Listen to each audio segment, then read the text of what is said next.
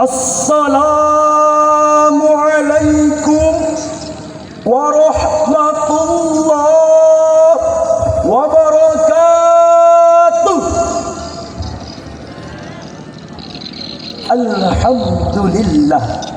Alhamdulillahilladzi arsala rasulan mubasysyirin wa mundhirin wa da'iyan ila Allahi bi'idnihi wa sirajan munira.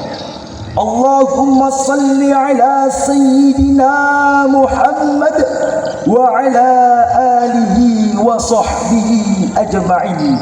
Amma ba'd. Puji syukur kita panjatkan kehadirat Allah Subhanahu wa ta'ala yang telah menciptakan 7 lapis langit tanpa tiang dan yang telah menciptakan 7 lapis bumi tanpa gantungan, wa ma bainahuma, dan sesuatu yang ada di antara keduanya. Salawat bertangkaikan salam berpucukkan rindu ke ruh baginda alam, yakni Nabi besar Nabi Muhammad sallallahu alaihi wasallam. Karena beliaulah kita dapat membedakan mana yang benar, mana yang salah, mana yang halal dan mana yang haram. Maka sepantasnya lah kita menyampaikan sebuah doa yang mana doa tersebut ringan dalam ucapan tapi insya Allah berat dalam timbangan, yang berlafazkan Allahumma salli ala sayyidina Muhammad wa ala ali sayyidina Muhammad. Berdirinya kami di sini hanya ingin menyampaikan risalah suci titipan ilahi Rabbi yang berjudul Narkoba Musuh Bersama Umat dan Bangsa. Dewan Hakim yang bijaksana, hadirin wal hadirat yang berbahagia, pernah berkata Insinyur Soekarno, seorang proklamator bangsa, dalam pidatonya, berikan kepadaku 1000 orang tua, niscaya aku akan sanggup memindahkan kutub utara ke selatan. Akan tetapi berikan kepadaku 10 pemuda, niscaya aku akan sanggup mengubah wajah bangsa. Demikianlah hadirin ungkapan seorang proklamator yang memikirkan nasib bangsanya di masa yang akan datang, entah itu 20, 30, bahkan 40 tahun yang akan datang. Pemuda hari ini jawabannya. Dewan Hakim yang bijaksana, hadirin wal hadirat yang berbahagia, Al-Muhaddis Syekh Muqbil bin Hadi di dalam kitab Sahih Asbabun Nuzul berkata, Ibnu Abbas menjelaskan bahwa pengharaman khamar itu berawal dari 2 kabilah. Dari kabilah Ansar, mereka meminumnya hingga mereka telah mabuk. Kemudian mereka akan saling mengganggu dan menghina satu sama lainnya. Karena itulah pertama kali Allah Subhanahu wa ta'ala menjelaskan tentang pengharaman khamar kepada kita semua sebagai hambanya. Kemudian tema yang akan kami uraikan pada kesempatan kali ini dengan rujukan Quran Surah Al-Ma'idah ayat 90 sebagai berikut. A'udzu billahi minasy syaithanir rajim.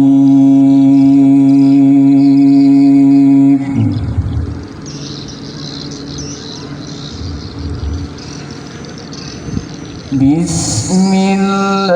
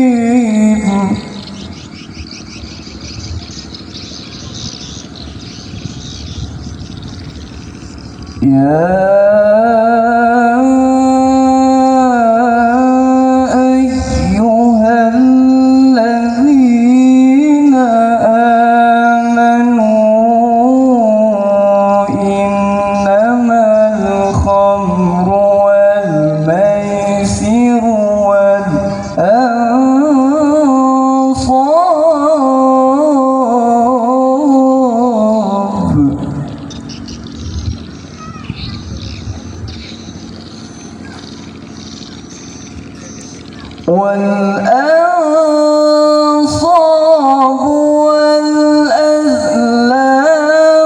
رجس من عمل الشيطان فاجتنبوه لعلكم تفلحون.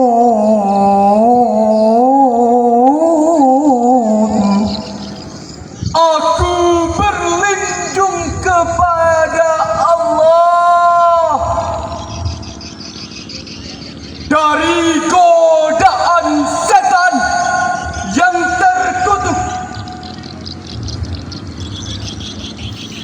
dengan menyebut asma Allah yang Maha Pengasih lagi Maha Penyayang. Hai orang-orang yang beriman, sesungguhnya meminum khamar, berjudi, berkorban untuk berhala, mengundi nasib dengan anak panah adalah termasuk perbuatan setan. Maka jauhilah perbuatan-perbuatan itu agar kamu mendapat keberuntungan. Tuan Hakim yang bijaksana, hadirin wal hadirat yang berbahagia, ayat tersebut mengisyaratkan bahwa haramnya khamar. Kita kaji lebih dalam. Kalimat innama dari segi balaghah merupakan adatul qasri. Hal itu menunjukkan bahwa mengkonsumsi khamar merupakan perbuatan yang paling jelek di antara perbuatan setan. Padahal kita sudah tahu bahwa perbuatan setan itu jelek. Oleh karena itu, mengkonsumsi khamar merupakan perbuatan yang paling jelek di antara perbuatan jeleknya setan. Dengan mengkonsumsi khamar, orang yang gendut bisa menjadi kurus kerempeng, apalagi yang sudah ceking. Dengan mengkonsumsi khamar, akal dan pikiran kita bisa menjadi rusak. Maka para pemuda pecandu narkoba tidak lagi memiliki mental pelopor, akan tetapi memiliki mental pengekor. Kemana-mana maunya naik motor, padahal kerja cuma motor. Mental ini, hadirin, merupakan amal-amal jelek setan. Bahkan rijsum min amali syaitan, lebih buruk dari perbuatan setan. Oleh karena itu, Allah Subhanahu wa taala melarang kita untuk melakukan perbuatan jelek itu.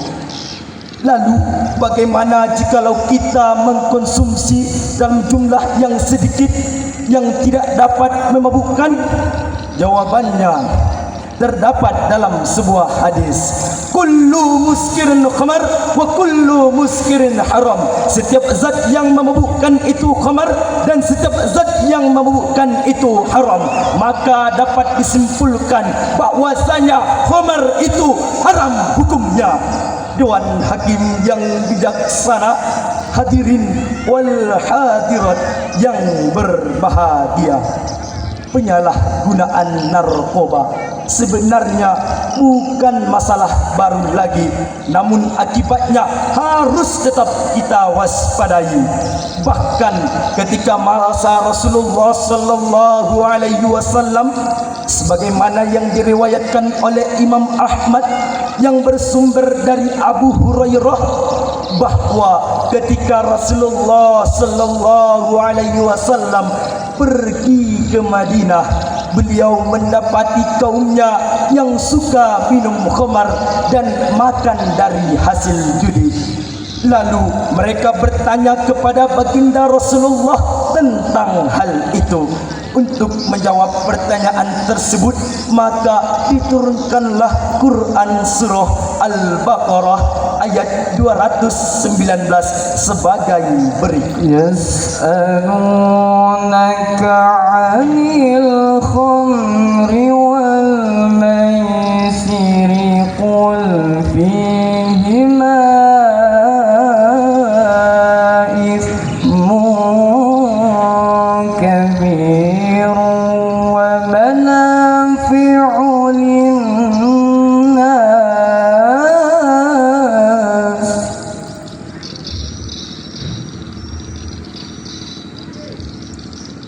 wa ithmuhuma akbaru min naf'ihima wa yas'alunaka madza yunfiqun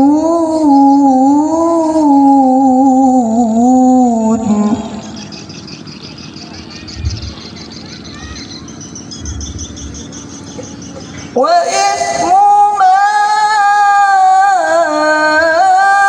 akbaru min naf'ihima wa yas'alunaka madza yunfiqun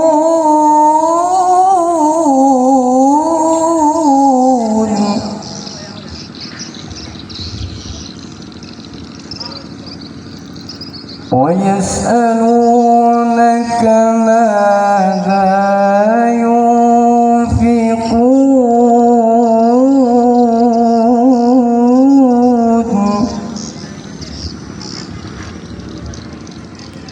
qulil 'afwa kadzalika yubayyinu Allah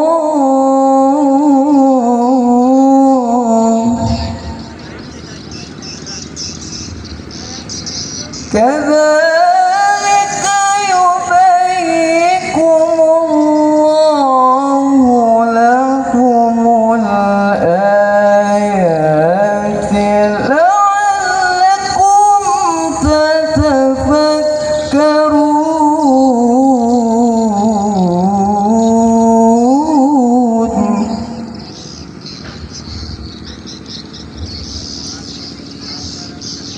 Kadzalika yubayyikumullahu min ayati la'allakum tatafakkarun.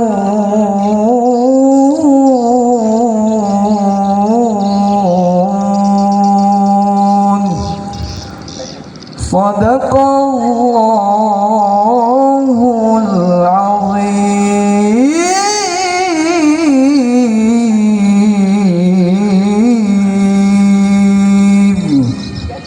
Mereka bertanya kepadamu Muhammad tentang khamar dan judi. Katakanlah, pada keduanya terdapat dosa besar dan beberapa manfaat bagi manusia. Tetapi dosanya lebih besar daripada manfaatnya. Dan mereka bertanya kepadamu tentang apa yang harus mereka infakkan. Katakanlah, kelebihan dari apa yang diperlukan. Demikianlah Allah menerangkan ayat-ayatnya kepadamu agar kamu berfikir. Maha benar Allah dengan segala firman-Nya. Tuhan Hakim yang bijaksana, hadirin wal hadirat yang berbahagia. ayat tadi menunjukkan arti yang otentik bahawa sejak zaman dahulu hingga sekarang khamar membuat para penggunanya kecanduan, kemudian lumpuh serta mati akal, pikiran dan jiwanya. Sedangkan mabuk karena judi membuat para penggunanya selalu penasaran, kemudian stres dan gila jiwanya. Oleh sebab itu menjangkitlah penyakit dunia wa karahiyatul maut, cinta dunia dan takut mati. Oleh sebab itu Allah mengharamkannya. Dewan Hakim yang bijaksana, hadirin wal hadirat yang berbahagia. Singkatnya, pendek apapun narkoba itu merupakan kumpulan dan gabungan antara racun dan bius yang dapat membahayakan serta membinasakan bagi para jenjang generasi anak muda saat ini, yang mana dulu generasi anak muda yang gagah berotot, tapi sekarang generasi anak muda sudah menjadi generasi kakek nenek yang sudah bongkok. Begitulah hadirin ganasnya narkoba itu sebagai penyakit bagi masyarakat yang maha bahaya. Oleh karena itu, dalam menanggulangi bahaya tersebut, maka kita harus memutuskan rantai peredaran penyalahgunaan narkoba, mampu menegakkan hukum bagi para pengguna, pengedar dan prosedur dengan seadil-adilnya. Tak pandang bulu, tak peduli dia rakyat atau pejabat, tak peduli mereka kuli atau polisi, berpangkat tinggi, pengamen atau bahkan presiden, semuanya rata. Dewan Hakim yang bijaksana, hadirin wal hadirat yang berbahagia. Lalu bagaimana jikalau generasi anak muda saat ini terjerumus ke dalam narkoba? Mau dibawa kemana bangsa kita saat ini?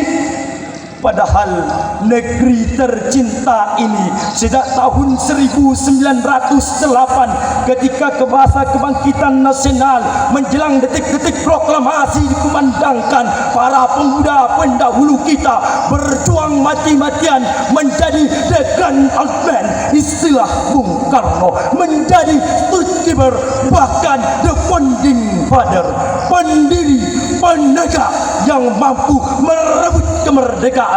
Jika tanpa para pemuda, mustahil republik ini merdeka. Dewan Hakim yang bijaksana, hadirin wal hadirat yang berbahagia. Begitulah ungkapan Bung Karno yang diabadikan dalam sejarah bangsa. Sejarah itulah yang mengajarkan kita, saya dan saudara-saudara generasi anak muda yang akan datang, agar memiliki semangat juang yang tinggi serta tanggung jawab yang penuh dalam kelangsungan nusa, bangsa dan agama yang kita anut. Sebab subhanal yaum rijalun God, the young today is leader tomorrow. Pemuda hari ini adalah pemimpin esok hari. Dewan Hakim yang bijaksana, hadirin wal hadirat yang berbahagia. Dengan demikianlah, mari kita bersama-sama membangun bangsa kita ini dengan cara meningkatkan ukhuwah basyariah, ukhuwah wataniyah dan ukhuwah Islamiyah. Insya-Allah negara kita akan menjadi negara yang baldatun thayyibatun wa rabbun ghafur. Oleh karena itu, mari kita bersama-sama bekerja sama dengan aparatur negara, pemerintah, masyarakat serta rakyat sebagai pelajar untuk memberantas narkoba di bumi Indonesia tercinta. khususnya di Rokan Hulu yang berlandaskan iman dan takwa. Demikianlah syar'il yang dapat kami sampaikan, mudah-mudahan bermanfaat untuk kita semua. Akhirul kalam, wassalamu alaikum warahmatullahi wabarakatuh. Waalaikumsalam warahmatullahi wabarakatuh. Masya Allah. Inilah penampilan dari peserta kita yang mendapat undian 2.